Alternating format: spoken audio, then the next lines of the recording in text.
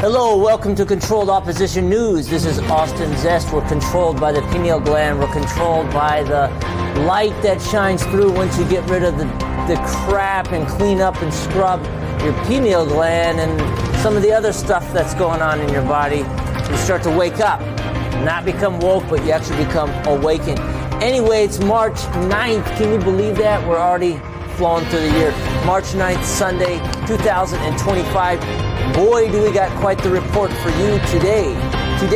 So basically we're going to cover right now, number one, United States involvement in Africa whale rape project. So I just listened to a man from Congo explaining that what he thinks is happening over there in Congo is that this kind of old way that the United States has been doing things, running coups, funding rebels, and bringing about more instability and then overtaking the government for mineral resources. Well, what he is saying, and he's saying that basically the United States is now actually not trying to fund the rebels because of Trump now. He actually wants more stability in the region, which is a good thing. So that means that maybe they're starting to end that whole coup thing, because frankly, it's quite frustrating being an American citizen and just kind of getting labeled as like, you know, we're kind of like doing some bad stuff, right? That's a lot of that has to do with the CIA and just the way that they've run things for quite a long time. So I hope that this is true. The story that I got exactly right here is saying that basically the right now we've frozen foreign aid, but the other story is saying that actually we are starting to fund a railroad project in the Congo, and we're not going to fund the rebels this time. So that actually Congo is going to have more stability. And and the more interesting thing is we're not going against China this time. Actually, China is going to be, we're not going against a government that is being supported by China. So anyway, I appreciate your patience here with me. I'm brand new at reporting. I love it. I have a passion for this world news. I know it's not like super cut in stone, but I'm doing the best I can, and I appreciate you being here. Number two, United States administration cuts funding to universities amid anti-Semitism concerns. So I grew up like a hardcore kind of Christian and stuff and all that, and we always like blindly supported Israel no matter what, and all that. I'm not like one of those people who too is like totally on the left side and is like, oh, it's all bad either. I don't even think, I've gone back and forth on that, like in the elites and stuff in the banking dynasties. There's a lot going on there for sure, but it's also, I believe, the time that we live in. We also live in a very interesting time in the whole world. I feel like the whole world we live in is like a clock, right? And thousands and thousands of years rotate. There's different principalities in the sky that give certain families power for a time, right? So I kind of don't really fight it like I used to, but I also kind of question too, like when presidents and stuff that I like Trump and all that, but why is he just cutting support just because they're not protecting anti-Semitism? It is kind of strange, and it makes you wonder how much control, Israel actually has over politicians, even politicians that we might like, and they might be doing all this good, in a lot of other ways, but I wonder how deep the blackmail actually goes. If you're going to go that far, you're just going to cut, $400 million of funding in federal grants to Columbia University, citing the institution's alleged failure to address anti-Semitic incidents on campus.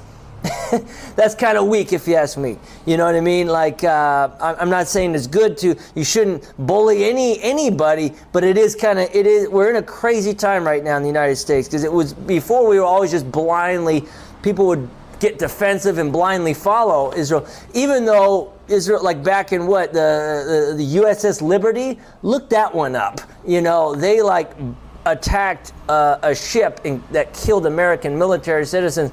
I guess the president at the time, supported it as well. Anyway, that's a whole nother side factor. It's just we shouldn't blindly follow any other country, that has so much manipulation and so much control over us. But it makes you wonder, are they like in control of everybody's porn search history? Is that what's going on? Is that why everybody just like, oh, dang, I don't want that to come out, So it kind of makes you wonder.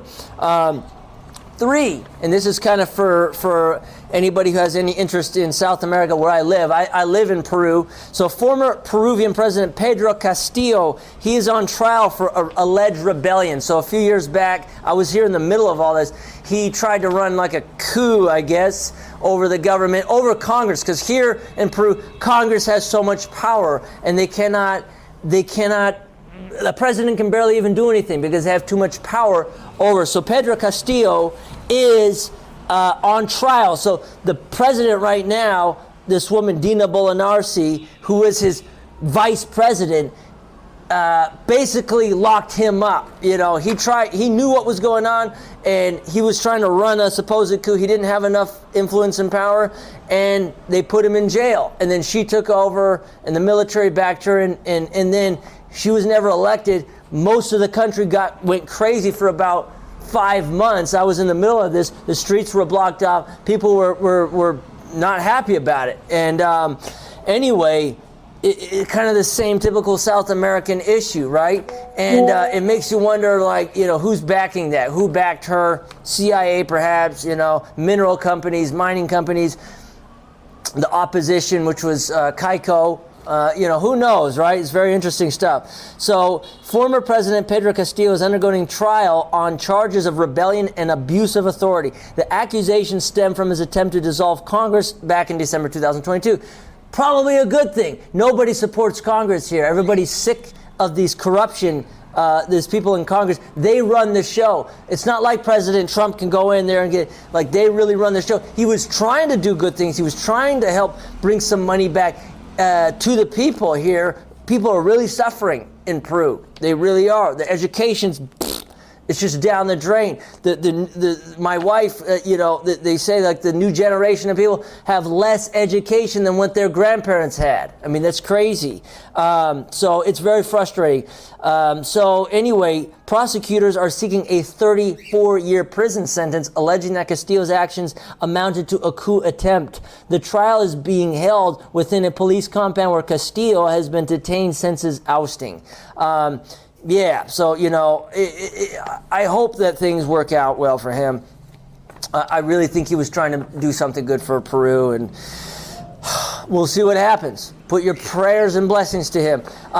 Number 4, cryptocurrency market is experiencing volatility amid regulatory developments. So we had that White House summit just a few days ago. A lot of people thought crypto was just going to go up. Instead, it's going down. A lot of people think it's crashing. I have some crypto investments personally, but I'm not afraid. I'm just watching it. Maybe there's some better buying opportunities. Who knows? Not financial advice at all. But, you know, so the crypto market has been seeing some fluctuation with Bitcoins recently surpassing $90,000 mark. The surge came as investors anticipate potential regulatory changes following the White House's inaugural crypto summit.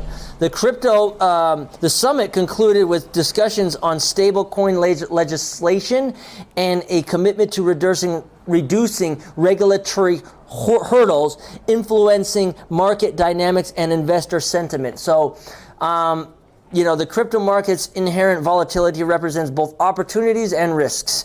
And it's very interesting what's going on with the crypto thing. I don't know. A side note, I just talked to a couple of people here in town in the middle of the Peruvian jungle, a small town of 40,000 people. There's people who are like trying to promote this world coin that's connected with ChatGPT. So it's like world coin. And it's very weird because I guess they're paying you to like scan your retina or something like that, and it's like that shit is creepy to me. I don't like that at all. I like crypto if it's like, you know, a way for transaction and it gives more power back to you, but not giving away power. So just be on the lookout for that type of stuff. When crypto takes a weird turn, just know that there's always two sides to it. There's a human empowerment side and there's a disempowerment side. Same with artificial intelligence. I use artificial intelligence daily to help with ideas, to help a mind like mine who's always thinking of new ways to do things. It's a huge help, and I feel like it's been a very positive thing for me, but I understand that there can be another way. It's just like humans. It's just like us. It's just like God created this whole thing. There's good and evil. There's black and white. There's all this different stuff and everything in between, and it just depends on us, on how we want to actually use the technology. So with the crypto, I don't see big difference there, you know, but anyway, just be on the lookout for that. Don't be selling your eye. It's like selling your soul soul or something. It's weird. It's creepy to me. But anyway, they're trying to like promote people to bring them, you know, give them a little bit of money to like scan the rent, and they're paying them in this coin. You know, it's crazy. So anyway, 5, astrological forecast. So the week of March 9 through 15, 2025 is astrologically significant, marked by a lunar eclipse in Virgo. The celestial event emphasizes themes of productivity, health, and well-balanced work-life balance, signaling potential culminations or new beginnings in these areas. Additionally, Mercury is set to enter retrograde on March 15th. I don't follow too much of that, but I know it does affect us, our birthdays and all that stuff.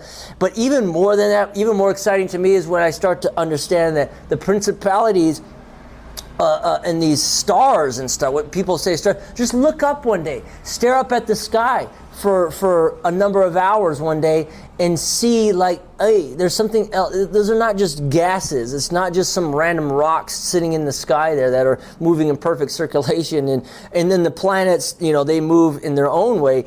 But these are like gods. These are beings. These are like souls. There's energies. That's the more realized, that's the more astrological key, I believe, is like tapping into these energies. I think there's good ones and bad ones up there. But if you can like just realize too that we are in this clock. Like I said earlier, we are on like a clock. That's the world that we live in, and it goes over and we're in different times. So it's like these planets. So right now, I believe personally, like Saturn. That's why we see like the Saturn symbolism on Nike shoes. The billionaires understand this.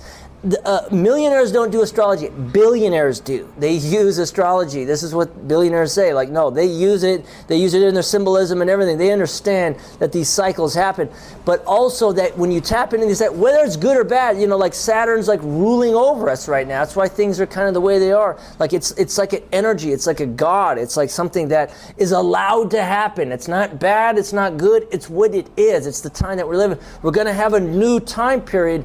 I think we're entering in it now. I think we can tap into it now. That's why a lot of people are awakening. That's why a lot of people are trying to clothe you. That's why a lot of people want you to keep eating Coca-Cola, drinking, you know, eating crappy foods, doing drugs, drinking all the time. That's why they want you asleep.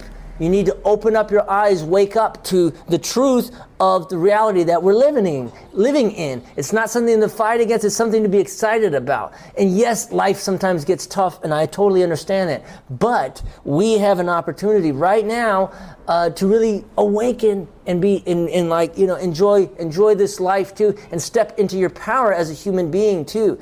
Even with all the craziness that's going on, don't give up. Don't give up hope. Be strong. Be proud of who you are. Whether you're white, black, Mexican, brown, Saudi Arabian, you know what I mean? Chinese, Korean, like seriously, embrace who you are. Don't try to, you can be whoever you want to be. You know what I mean? I used to not want to be like a white guy, right? Because I grew up like in Southern California. I lived with a lot of black and Mexican influence and stuff. And then when I moved to South America, I realized like I really lived here, and I kind of wanted to try to blend in with the people a lot. And but like in the last few years, I've been very happy to be who I am. I'm so proud of who I am as an American. I was trying to run away from that. I was trying to run away from my identity, a white American male, you know, and just like wasn't trying to run away from the male part, by the way. But yeah, like, you know, it's just kind of like trying to be something else, right? And then when I start to be myself, so whoever you are, wherever you are in the world, it's like accept who you are, because you're not going to be able to change that. But and just be okay with who you are. It's so freeing. You can be free, and we don't have, and we're okay. God loves us all. We're children of God. We have God living inside of us anyway. It's like, you know, once we realize and wake up to that, this whole world can change. So much of it can change, and it depends on us and how we want to. You know, how we want to create this world. It starts in our minds, in our hearts, and it begins now. Really begins right now.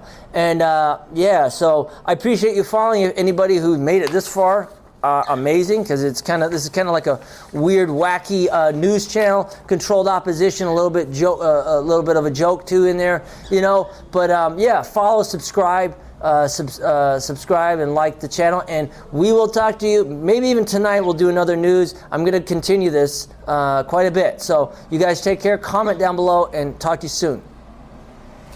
Peace.